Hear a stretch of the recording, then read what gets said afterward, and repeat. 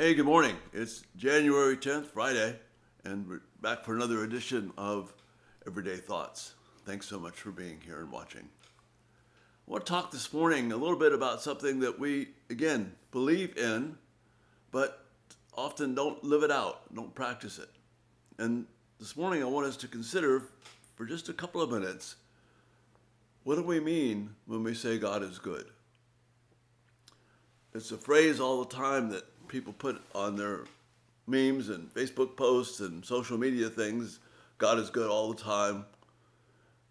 But let's think about this for a moment. What is good? If God is good, then let's define what good is.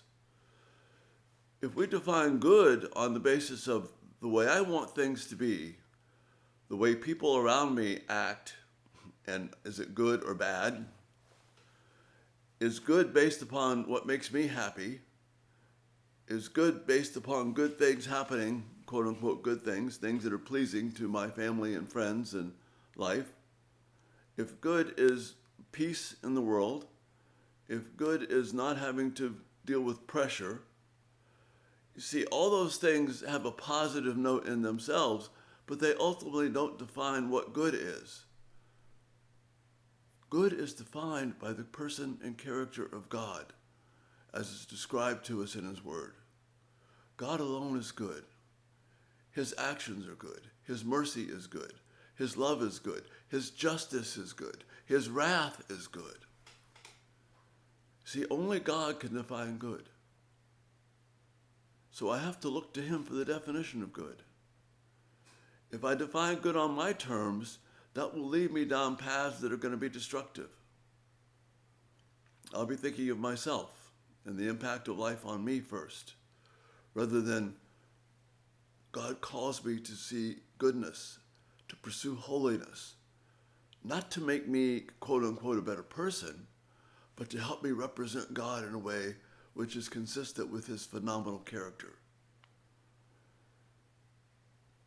When people look at you, your mood, your actions are largely determined by what you think is good, correct? If you're having a bad day, people know about it. But in the Psalms, in Psalm 119, the psalmist is referencing having a really hard time, and he's feeling the affliction and hand of God upon him. But his prayer is, may those who know God, who see Him coming, rejoice in His presence.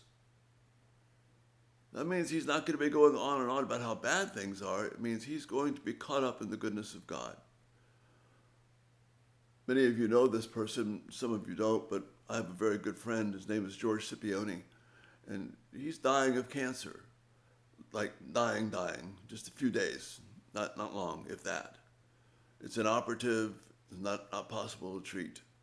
And yet, Skip and his wife are rejoicing in the goodness of God and God's faithfulness, because they know God is faithful.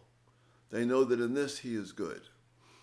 So when you interact with other people, when you think about your countenance and your expressions and what makes you happy, remember that the psalmist is right.